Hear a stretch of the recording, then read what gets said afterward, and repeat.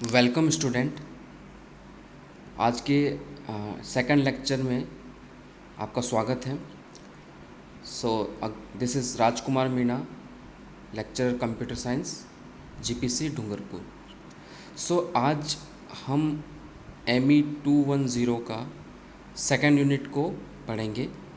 ठीक है, first unit में हमने बेसिक इंट्रोडक्शन ऑफ सी किया था and today we will continue from unit 2।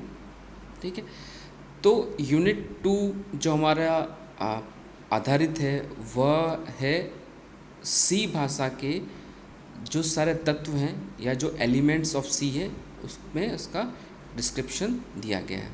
तो यूनिट का नाम है एलिमेंट्स ऑफ सी। ठीक है, तो यहाँ पर क्या हम कहते हैं कि सी भाषा जो हमने पढ़ी थी, बेसिक इंट्रोडक्शन किया था लास्ट लेक्चर में, तो अब हमें क्या करना है कि सी भाषा जो बनती है, क्योंकि एक प्रोग्रामिंग लैंग्वेज है। ठीक है, प्रोग्रामिंग से हम सॉफ्टवेयर बनाएंगे, लेकिन कोई भी प्रोग्रामिंग लैंग्वेज है उसको बनाने के लिए या उसमें प्रोग्रामिंग करने के लिए उसके कुछ मुख्य तत्व होते हैं, यानी कुछ उसके बिल्डिंग ब्लॉक्स होते हैं जो एक हर प्रोग्रामिंग लैंग्वेज के लिए होते हैं। ठीक है, तो उन्हीं बेसिक बिल्डिंग ब्लॉक्स या उसी एलिमेंट्स से वह एक संपूर्ण सी भाषा का निर्माण होता है।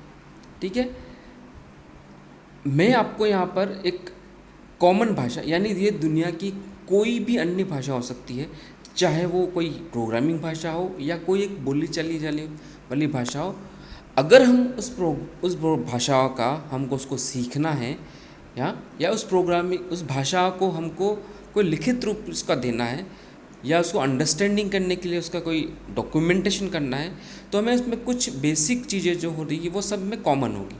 ठीक है, यानी कुछ जैसे आपने सुना भी होगा कि हमें लोकल भाषा में कि जब हम कभी कोई नई लैंग्वेज सीखते हैं तो कहते हैं कि यार उस भाषा का हमको पहले ABC सीखना होगा, तब जाके हम उसका अधिक रूप से उसको समझ सकते हैं, पढ़ सकते हैं, लिख सकते हैं। तो यह ABC कहने का मतलब तात्पर्य है कि हमें उस भाषा का जो बेसिक स्ट्रक्चर है, उसमें कौन कौन सा एलिमेंट्स होते हैं, किस प्रकार से उन एलिमेंट्स का यूज़ करके शब्द बनते हैं, उन शब्दों का उपयोग करके वाक्य बनते हैं। ठीक है, तो इस तरह से कि नॉर्मल भाषा का ये एक संदर्भ हुआ। लेकिन अगर इसी तरह से अगर हम किसी कंप्यूटर भाषा को लें तो उसी तरह से उस भाषा के कुछ बेसिक एलिमेंट होंगे। ठीक है, उन बेसिक एलिमेंट्स से मिलकर कुछ शब्द बनेंगे, हो सकता है उसमें कुछ शब्द बने, कुछ कीवर्ड्स बने, कुछ वेरिएबल बने, और उन शब्दों और उन कीवर्ड्स को मिला के कोई एक कथन बने या स्टेटमेंट बने। ठीक है, तो इस तरह से एक कोई बेसिक भाषा कंप्यूटर की एक बनी जाती है। ठीक है, तो लेट्स जंप टू सी भाषा का जो बेसिक एलिमेंट्स हैं। ठीक है, उसमें तो किसी भी भाषा, कंप्यूटर भाषा को जब उसको अंडरस्टैंड करते हैं, जब बनाते हैं, तो उसके कुछ बेसिक एलिमेंट्स होते हैं। तो सी भाषा के कुछ बेसिक एलिमेंट्स यहाँ हमने दिखा रखे हैं। तो आप देख सकते हैं कि पहला यहाँ पर दे रखा है कैरेक्टर सेट। ठीक है, कैरेक्टर सेट से यह अभिप्राय है कि अगर हम कुछ लिखना चाहते हैं, ठीक है, तो उस लिखने का कुछ एक स्टैंडर्ड होना चाहिए कि हम ये चीज़ लिखने हैं। तो उस स्टैंडर्डाइजेशन में क्या क्या सेट्स होते हैं, क्या क्या ग्रुप्स हो सकते हैं, वो किसके अंदर आते हैं, कैरेक्टर सेट्स में आते हैं। यह हम इसको आगे पढ़ेंगे, लेकिन एक बार बेसिक में आइडिया दे देता हूँ आपको क्या क्या एलिमेंट्स है। ठीक है, दूसरा है वेरिएबल। ठीक है, इसको चर कहते हैं। ठीक है, अचर कहते हैं। ठीक है, सो वेरिएबल को चर कहते हैं। कुछ डेटा टाइप से अगर मैं कुछ किस प्रकार का उसमें किसी इन्फॉर्मेशन को सुरक्षित करना है, स्टोर करना है, तो किस तरह के उसमें डेटा में उसको स्टोर करेंगे। इसको बहुत सिंपल संदर्भ में समझा जा सकता है कि जैसे कि अगर मेरे को कोई अंक का स्टोर करना है तो उसको मैं किसी अलग तरह के डाटा टाइप में लूँगा। अगर मुझे कोई एक नाम या कोई स्ट्रिंग लेना है तो उसको मैं किसी अलग प्रकार के डाटा में स्टोर करूँगा। ठीक है, तो उस तरह के डाटा टाइप कहते हैं। कॉन्स्टेंट्स होते हैं। ठीक है, कॉन्स्टेंट का मतलब है जिनकी मान बदला नहीं जा सकता। जैसे हमने गणित में पढ़ा होगा पाई का मान जो होता है, ठीक है। तो इस तरह से कुछ वर्ल्ड में कुछ ऐसे कांस्टेंट होते हैं, या फिर हम खुद भी अपने कांस्टेंट बना सकते हैं, ठीक है, प्रोग्राम में, जिसका मान हमें पूरे प्रोग्राम में नहीं बदला जा सके। कीवर्ड्स होते हैं, कीवर्ड्स क्या होते हैं वो भी हम पढ़ेंगे, ठीक है। वेरिएबल डिक्लेरेशन, एक्सप्रेशन और स्टेटमेंट्स, ये उसका थोड़ा सा नेक्स्ट लेवल पे है, ठीक है। तो पहला हम स्टार्ट करते हैं कैरेक्टर सेट से। तो 2.1 टॉपिक है सी के कैरेक्टर सेट, ठीक है। तो मैंने जैसा कि बताया कैरेक्टर सेट में क्या होता है, कैरेक्टर सेट का मतलब ये है कि उस भाषा को लिखने के लिए हमें क्या क्या बेसिक चीज़ों की आवश्यकता होती है, लिखित रूप से हम उसमें क्या क्या चीज़ को इंक्लूड कर सकते हैं, ठीक है। तो यहाँ पर कैरेक्टर सेट को 4 भागों में बांटा गया है। पहला इसका भाग है अल्फ़ाबेट्स, ठीक है, क्योंकि यह सी प्रोग्रामिंग लैंग्वेज हमारी अंग्रेजी भाषा पे ज़्यादा डिपेंडेंट है, ठीक है, और अंग्रेजी भाषा के साथ ही सी भाषा का इवोल्यूशन हुआ है, ठीक है। तो अल्फ़ाबेट्स जैसा कि आप जानते हैं, जो A to Z जो हमारे पास 26 अल्फ़ाबेट्स हैं, उनको यहाँ पर जोड़ने की कोशिश की गई है। तो अल्फ़ाबेट्स कौन से हो गए हमारे पास, A से लेके Z तक, ठीक है। यहाँ पर A से लेके Z तक हमारे पास कैपिटल भी होंगे, यानी कैपिटल लेटर भी और स्मॉल केस लेटर भी दोनों इंक्लूडेड हैं, ठीक है। यानी एक तरह से देखा जाए कि 26 जो लेटर है हमारे कैपिटल हैं और 26 लेटर जो हैं वो हमारे पास स्मॉल केस के हैं, ठीक है। यहाँ पर एक बात मैं और आपको क्लियर कर देना चाहता हूँ, एक सी का जो फीचर था, एक फीचर मैंने पढ़ाया भी है उसमें, कि इसमें अगर सी भाषा में कैपिटल लेटर और स्मॉल लेटर दोनों एक अलग अलग तरह के आइडेंटिफायर होंगे। यानी अगर मैंने किसी प्रोग्रामिंग में, सी प्रोग्रामिंग में मैंने ए का उपयोग किया जो कैपिटल में लिखा है, अगर उसी प्रोग्राम में अगर मैं उसका उपयोग भूलवश या गलती से कैपिटल ए की जगह स्मॉल ए लिख देता हूँ, तो दोनों चीज़ें अलग अलग हैं, समान नहीं हैं, ठीक है। सेकंड इसका पॉइंट है डिजिट, यानी इसको कहते हैं अंक, ठीक है। अंक हमारे कौन से हैं, 0 से 9 तक। तो कितने अंक हैं हमारे पास, टोटल 10 अंक हैं, ठीक है। तो मैंने यहाँ पर इसको पिक्टोरियल भी दिखा रखा है आपको। ये कैरेक्टर सेट का 4 मुख्य भाग कौन से हैं, पहला कौन सा है, अल्फ़ाबेट्स है, जहाँ पर कैपिटल A to Z है और स्मॉल A to Z है। दूसरा हमारे पास क्या था, डिजिट थे, इसमें अंक होते हैं जो हमारे पास कहाँ से हैं, 0 से 9 तक, टोटल 10 हमारे पास डिजिट हैं, ठीक है। तीसरा हमारे पास है स्पेशल कैरेक्टर। आप भी जब भी कोई प्रोग्रामिंग या आप भी कोई हिंदी भाषा में लिखते होंगे या कोई अंग्रेजी भाषा में लिखते होंगे या कोई अपनी लोकल भाषा भी लिखते होंगे या कोई भी अन्य प्रोग्रामिंग लिखते होंगे, जब आपको कुछ ऐसा स्पेशल आपको सिग्निफिकेंस देना हो, तो वहाँ पर हम इन अल्फ़ाबेट के अलावा भी कुछ एक अन्य प्रकार के सिंबल कहते हैं, चिन्ह जिन्हें कहते हैं, उनका उपयोग करते हैं, और इन्हीं चिन्ह को क्या कहते हैं, स्पेशल कैरेक्टर, ठीक है। जैसा कि आपने देखा होगा कि अगर मैं कहीं गणना कर रहा हूँ तो रुपए लिखना है, मुझे 100 रुपये लिखना है, तो हमारी जो भारतीय मुद्रा का जो चिन्ह है उसे लिखा जा सकता है। मैं यहाँ पर जस्ट आपको हाईलाइट करके बता देता हूँ कि उसका जस्ट क्या है उसका, तो उसको भारतीय मुद्रा का जो उसको किस तरह से डिनोट किएंगे हम, इस तरह से उसका जो चिन्ह है वो किया जाता है, क्लियर। तो यह क्या हुआ हमारे पास, तो इस तरह का जो कीवर्ड है वो स्पेशल कैरेक्टर होगा, जो किस में काउंट होगा, इस स्पेशल कैरेक्टर में, ठीक है।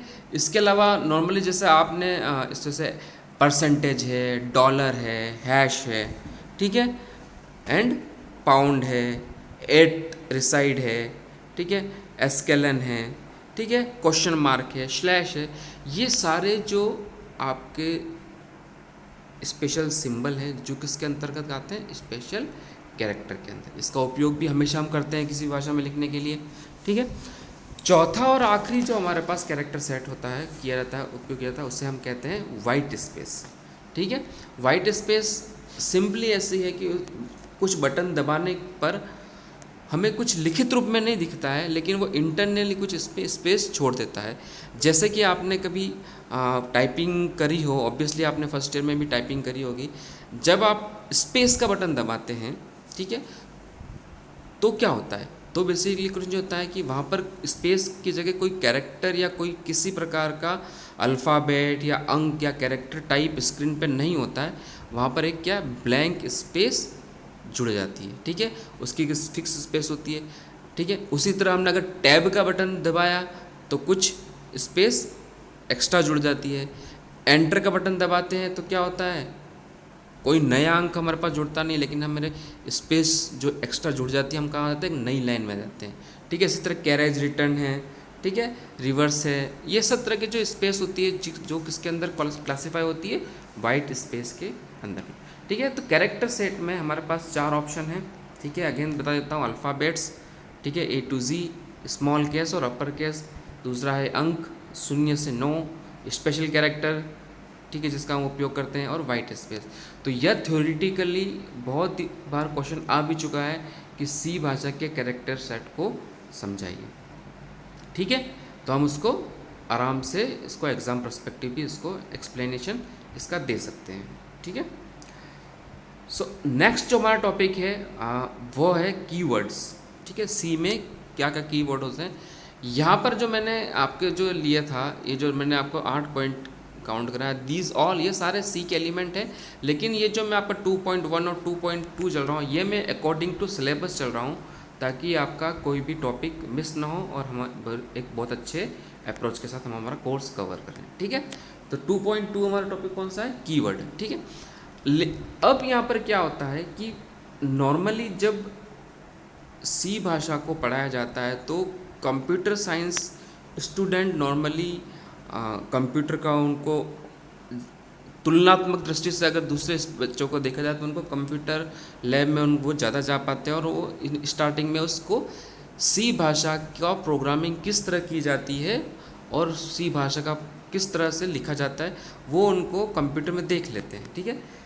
तो क्योंकि ये थ्योरेटिकल लेक्चर अभी स्टार्ट हुआ है, तो मैं यहाँ पर आपको सिंपल सा, हो सकता है कि कुछ बच्चे ये सोचे कि ये सर जो आपने एलिमेंट पढ़ाए हैं, अल्फ़ाबेट पढ़ाए हैं, ये जो आप इसको कीवर्ड पढ़ाएंगे, ये बेसिकली आप पढ़ा रहे हैं, लेकिन इसका किस तरह से इसको मैं रिलेट करूँ। तो मैंने क्या किया है कि यहाँ पर एक स्क्रीनशॉट आपको यहाँ पर ब्लू कलर में दिख रखा है कि यहाँ मैंने क्वेश्चन भी दे रखा, व्हाट्स गोइंग ऑन। हो सकता है किसी बच्चे के दिमाग में क्वेश्चन आया, सर ये क्या हो रहा है, मुझे कुछ समझ में नहीं आ रहा है। तो ठीक है, तो मैं आपको यहाँ पर स्टार्टिंग में क्लियर कर देते हैं, जैसे कि आपके सामने जो ब्लू कलर की जो स्क्रीन दिख रही है, यह एक प्रकार का एक सॉफ्टवेयर है, ठीक है, ठीक है। इसकी डेफिनेशन बहुत एक्सटेंड है, लेकिन वो सामान्य शब्दों में से कह सकते हैं, यह एक सॉफ्टवेयर है, ठीक है, जिसमें सी प्रोग्रामिंग की जा सकती है, ठीक है। इसे टर्बो सी या टर्बो सी प्लस का एडिटर भी कह सकते हैं या आईडी भी कह सकते हैं, ठीक है। तो सिंपल शब्दों में यह है कि यह एक सॉफ्टवेयर है जो कंप्यूटर, आप जो भी कंप्यूटर आपका चलेगा उस पर इंस्टॉल किया जाएगा, और जब इसको ओपन करेंगे तो इस तरह की एक ब्लू स्क्रीन आएगी, और इस ब्लू स्क्रीन में हम हमारी सी भाषा की प्रोग्रामिंग कर सकते हैं, ठीक है। तो अब में जो आप जो लेक्चर लेंगे तो आपको दिमाग में आपको ये एक ब्लू स्क्रीन आपके हमेशा इमेज में रहनी चाहिए, ताकि आपको आइडिया रहे कि हाँ सर किस संदर्भ में बातें कर रहे हैं, ठीक है। तो अगर जैसे हम अगर इसको बैक साइड में जाएं आपके यहाँ, तो देखें तो यहाँ पर क्या पढ़ा है मैंने, कैरेक्टर सेट अल्फ़ाबेट पढ़ा है। तो आप देख सकते हैं कि यहाँ पर एक जैसे कोई छोटा सा प्रोग्राम ले रखा है रैंडमली, तो इसमें देखिए आप अल्फ़ाबेट्स का उपयोग कर रखा है। यहाँ पर आप अगर इसमें देखो आप देखेंगे कि इसमें MAIN लिख रखा है, तो ये किस भाषा में है, ये सिंपल सा क्या है, उसके अल्फ़ाबेट्स का उपयोग है, ठीक है। दूसरा हमारे पास क्या है, डिजिट। तो आप हो सकता है कि यहाँ डिजिट का उपयोग कहीं किया गया, तो आप देख सकते हैं कि नीचे से तीसरी लाइन है, उसमें लिख रखा है रिटर्न ब्रैकेट स्टार्ट, और उसके अंदर लिख रखा है 0। तो 0 जो क्या है हमारे पास क्या है, एक प्रकार का अंक है, ठीक है। तीसरा हमारा स्पेशल कैरेक्टर, तो स्पेशल कैरेक्टर में आप देख सकते हैं कि जहाँ पर भी ब्रैकेट स्टार्ट कर रखे हैं, ब्रैकेट एंड कर रखे हैं, ठीक है, ठीक है। दूसरा प्रकार का ब्रैकेट हमारे पास भी है, जिसको कर्ली ब्रैकेट कहते हैं, ठीक है। जो कहा है MAIN bracket start small bracket और ब्रैकेट क्लोज के बाद जो एक नया ब्रैकेट स्टार्ट होता है उसे कर्ली ब्रैकेट कहते हैं। तो ये जो ब्रैकेट स्टार्ट और एंड और है ये सब किसके अंदर आते हैं, स्पेशल कैरेक्टर के अंदर आते हैं। आप यहाँ पर और देखेंगे कि अगर आप देखेंगे कि PRINTF प्रिंट एफ, फिर ब्रैकेट स्टार्ट, फिर जो 2 कॉलन लगा रखे हैं वो भी एक प्रकार का स्पेशल कैरेक्टर है। ठीक है, आप यहाँ पर देखेंगे टर्बो C++, तो वो प्लस प्लस भी स्पेशल कैरेक्टर में आते हैं। आप यहाँ देखेंगे कि ये एट $TEK, तो एम्परसेंट है वो भी स्पेशल कैरेक्टर में आता है। ठीक है, चौथा हमारा वाइट स्पेस है। तो वाइट स्पेस देखेंगे आपकी जैसे आप देखेंगे कि यहाँ पर लिख रखा है मैंने INT, उसके बाद लिख रखा है UPP। तो आप देखेंगे INT और UPP के बीच में कोई स्पेस है, तो वो स्पेस किसके द्वारा दी गई होगी, इन वाइट स्पेस के द्वारा।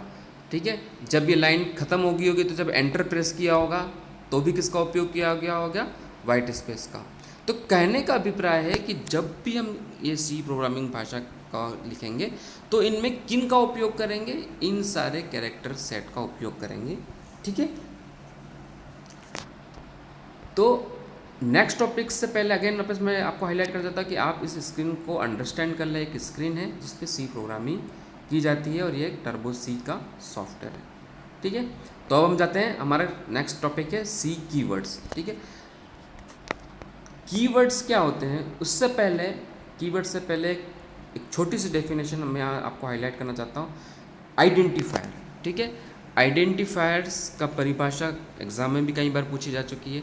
ठीक है, तो देखिए सिंपल सा, जैसे लेट सपोज कि मेरा नाम राजकुमार मीना है, तो अगर मैं मेरे कॉलेज में या आपकी क्लास में हूँ या फैकल्टी में हूँ तो यह नाम जब भी पुकारा जाएगा तो वह नाम से मैं आइडेंटिफाई हो जाऊँगा। ठीक है, तो C भाषा में उसी तरह से जब भी हम कोई भी शब्द लिखते हैं या जो भी कोई एक नाम लिखते हैं, ठीक है, इन कैरेक्टर सेट्स को मिलाकर तो एक आइडेंटिफायर बन जाता है। ठीक है, तो परिभाषा क्या आती है, C प्रोग्राम में हर प्रोग्राम एलिमेंट को एक नाम दिया जाता है जिसे आइडेंटिफायर किया जाता है। ठीक है, ये किसी अचर का नाम भी हो सकता है, किसी फंक्शन का नाम भी हो सकता है और किसी भी तरह का। तो मैंने उदाहरण के लिए यहाँ देख रखे, देखो मैंने लिखा है कि A, तो ये एक आइडेंटिफायर हो गया। AB123 तो एक आइडेंटिफायर हो गया। वेलोसिटी एक आइडेंटिफायर हो, क्योंकि एक नाम दे दिया है। अगर मैं जब भी वेलोसिटी बोलूँगा तो मैं इस वेलोसिटी को आइडेंटिफाई कर पाऊँगा, यानी मैं उसकी पहचान कर पाऊँगा। ठीक है, सिंपली हम किसी का नाम देते हैं, हम बोलते हैं जैसे कंप्यूटर, तो कंप्यूटर किसी एक कंप्यूटर को आइडेंटिफाई करता है। हम कहते हैं कि लैपटॉप, हम कहते हैं या टेबल, तो टेबल से वो भौतिक रूप से उसका एक आइडेंटिफाई उससे हो जाता है। ठीक है, तो हर जो कीवर्ड होता है या फिर हर प्रोग्राम में जितने भी एलिमेंट होते हैं C भाषा में उससे क्या कहते हैं, आइडेंटिफायर कहा जाता है। ठीक है, तो जो भी, यानी अगर हम वापस इस नीली स्क्रीन को देखें तो यहाँ पर जो भी शब्द लिख रखा है INT, UPP, ठीक है, MAIN, STDIO, लास्ट में रिटर्न, प्रिंट एफ, वैल्यू, जो भी एक शब्द ले रखा है, जो भी एक कैरेक्टर ले रखा है, वो सब क्या है, एक आइडेंटिफायर है। ठीक है, now we will come to keywords. अब आइडेंटिफायर तो हो गया, लेकिन C भाषा है, उस C भाषा ने उसका जो भी सॉफ्टवेयर है, उसका जो भी एडिटर है, उसने कुछ आइडेंटिफायर के नाम, यानी कुछ नाम या कुछ आइडेंटिफायर अपने लिए आरक्षित कर रखे। ठीक है, परिभाषा देखो, C भाषा में कीवर्ड को पूर्व निर्धारित कर रिजर्व किया जाता है। ठीक है, यानी कुछ ऐसे आइडेंटिफायर हैं जिसे C भाषा ने उसका पूर्व निर्धारण करके उन शब्दों का, उन आइडेंटिफायरों का अपने लिए आरक्षित कर लिया है। तो ये जो आरक्षित आइडेंटिफायर हैं, जो शब्द हैं, उन्हें कीवर्ड के नाम से जाना जाता है। प्रोग्रामिंग में उपयोग किए जाने वाला आइडेंटिफायर शब्द जिनका विशेष अर्थ होता है उसे कीवर्ड कहते हैं। प्रत्येक कीवर्ड एक C प्रोग्राम में एक विशिष्ट कार्य के लिए किया जाता है। ठीक है, यानी हमने उसको रिजर्व क्यों किया है, क्योंकि हमें उसके लिए कुछ स्पेशल उसको टास्क देना था। ठीक है, सी भाषा में या सी प्रोग्रामिंग लैंग्वेज में 32 कीवर्ड्स होते हैं। ठीक है, यानी कुछ ऐसे 32 नाम हैं जिसको सी भाषा ने अपने लिए आरक्षित कर रखा है। वो 32 नाम यहाँ पर मैंने छोटी सी आपको एक लिस्ट भी दे रखी है, ऑटो, ब्रेक, KFC। ठीक है, तो ये सारे जो नाम हैं वो सी भाषा में अपने लिए आरक्षित कर रखे। अब इसको अगेन मैं ब्लू स्क्रीन में आ सकता हूँ, तो आप मुझे कैसे पता लगेगा? या तो मैं इन 32 कीवर्ड को याद कर लूँ, ठीक है, या सी भाषा ने क्या कर रखा है कि जब कभी भी मैं इन कीवर्ड, इन शब्दों का उपयोग करूँगा तो यह कीवर्ड ऑटोमेटिकली इस जो सी का सॉफ्टवेयर उसमें इसका कलर चेंज हो जाएगा। ठीक है, यह एक ट्राइवल मेथड है कीवर्ड को आइडेंटिफाई करने का। आप यहाँ देख सकते हैं कि जैसे ही INT लिखा, ठीक है, तो उसका कलर सफ़ेद हो गया, यानी सी भाषा में सफ़ेद कलर से कीवर्ड को आइडेंटिफाई किया जाता है। ठीक है, और आप देख सकते हैं यहाँ देखिए रिटर्न RETUN ये लिखा, तो ये भी वाइट हो गया। तो यहाँ पर इस प्रोग्राम में 2 कीवर्ड का उपयोग किया गया है। पहला कीवर्ड है INT, ठीक है, और दूसरा कीवर्ड है रिटर्न। तो जो और कभी जो 32 कीवर्ड है उसमें से कोई भी हम इसमें लिखेंगे और जैसे ही उसको पूर्ण लिखेंगे तो वो क्या हो जाएंगे, कलर उनका सफ़ेद हो जाएगा। ठीक है, लेकिन जैसे ही मैंने अगर INT के आगे कोई एक अलग अल्फ़ाबेट लगा दिया या मैंने INTX कर दिया विदाउट स्पेस से, तो इसका कलर अगेन वाइट से हरा हो सकता है या उसके डिपेंड करता है। ठीक है, लेकिन उसका वाइट नहीं रहेगा। ठीक है, तो अगेन ये मैं आपको एक स्क्रीनशॉट दिखा रहा हूँ। देखो आप यहाँ पर भी देख सकते हैं कि यहाँ पर रिटर्न लिख रखा है। ठीक है, ये चौथे कॉलम में आप चौथा नंबर देखिए तो रिटर्न है। ठीक है, और तीसरे कॉलम में चौथे रो में जो शब्द है वो रिटर्न है, और तीसरे कॉलम में पहला रो में कौन है, इंट। तो ये दोनों का मैंने यहाँ पर आपको दिखा दिया है इस स्क्रीन में।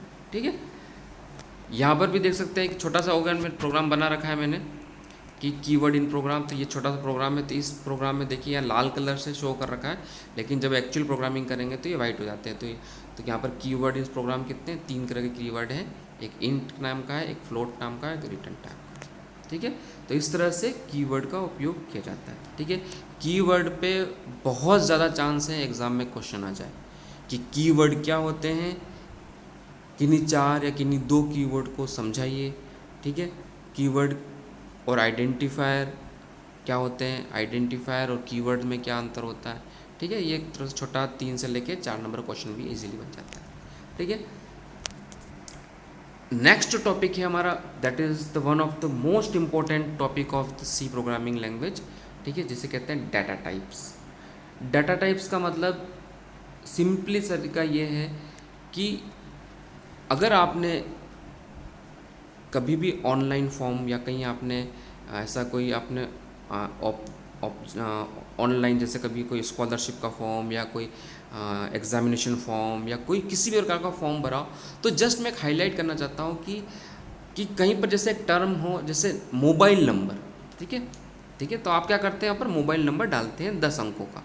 ठीक है, क्या आपने कभी ये देखा है कि उस मोबाइल नंबर किस में होते हैं, अंकों में होते हैं। ठीक है, ठीक है, तो आप क्या करेंगे, उस मोबाइल नंबर में आप 0 से 9 अंकों में ही उसको डालें। आप ये कोशिश करना कि उन अंक की जगह आप कोई स्पेशल कैरेक्टर, कोई @ या कोई प्लस का चिन्ह या माइनस का चिन्ह या स्टार का चिन्ह, या आप उसमें अपना नाम लिखने की कोशिश करना। तो आप देखना क्या होगा। तो कभी आपने नोटिस किया है क्या होता है, तो अब क्या होता है जब आप एंटर करते हैं तो वहाँ पर एक त्रुटि शो हो जाती है, कोई एरर शो हो जाती है, कहते हैं कि यह एक इनवैलिड नंबर है।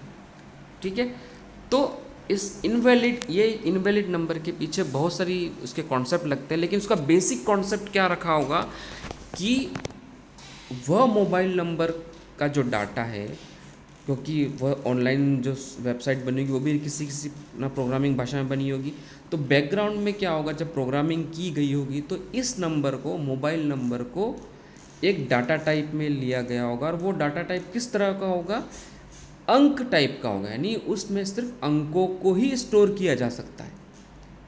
तो अगर आप उसमें कोई कैरेक्टर डालने की कोशिश करेंगे या कोई सिंबल या कोई चिन्ह डालने की कोशिश करेंगे या अपना नाम लिखने की कोशिश करेंगे तो वो उसमें जाएगा ही नहीं, और इसी कारण से वो त्रुटि उसमें आपकी आ जाती है। तो यह एक तरह का डाटा टाइप हो गया। डाटा टाइप कहना था कि जिस तरह से डाटा हमको स्टोर करना है, चाहे वो अंकों का डाटा हो, ठीक है, या वो कोई चिन्ह टाइप का डाटा हो, या फिर कोई नाम लिखने का हो, कोई एड्रेस टाइप का डाटा हो, तो ये डाटा टाइप के प्रकार यानी जिस तरह का अलग अलग तरह के डाटा टाइप हमारे पास हो सकते हैं। सिंपली अगर हमें मोबाइल नहीं चाहिए, मोबाइल नंबर चाहिए तो हम उसको अंक में मांगेंगे, ठीक है। हमें किसी का नाम चाहिए तो हम उसको शब्दों में मांगेंगे। हम ऐसा नहीं कि भाई तुम्हारा नाम दो और बोलेंगे कि नहीं तुम्हारा नाम हमें अंकों में दो, ठीक है। ईमेल एड्रेस मांगेंगे तो ईमेल एड्रेस का भी फिक्स पोजीशन होगी कि उसमें कोई एक @ होना चाहिए, कोई gmail.com होना चाहिए, ठीक है। तो यह सब जो स्टोर होता है वो किस तरह से होता है, डाटा टाइप्स में होता है। क्लियर। तो सी भाषा में हमारे पास मुख्य तरह के ये डाटा टाइप्स हैं जो आपको दिखा रहे हैं, primitive data types, derive data types और user data types, user defined data types, ठीक है। तो मोटे तौर पे हम अपने अगले लेक्चर में प्रिमिटिव डाटा टाइप को पढ़ेंगे। प्रिमिटिव डाटा टाइप का मतलब है कि वह डाटा टाइप जो सी भाषा ने अपने लिए पहले से बना रखे, ठीक है। तो कौन से बना रखे हैं, तो यहाँ पर हमारे पास 5 तरह के डाटा टाइप है सी भाषा में। कैरेक्टर है, ठीक है, पहला। दूसरा है इंटीजर, तीसरा है फ्लोट, चौथा है डबल और पांचवा है वॉइड। तो ये क्या किस तरह के प्रिमिटिव डाटा टाइप होते हैं, इनका क्या कार्य है, ये किस तरह के इसमें जो डाटा स्टोर होगा वो हमें अपने अगले लेक्चर में पढ़ेंगे। सो तब तक के लिए have a good day, thank you.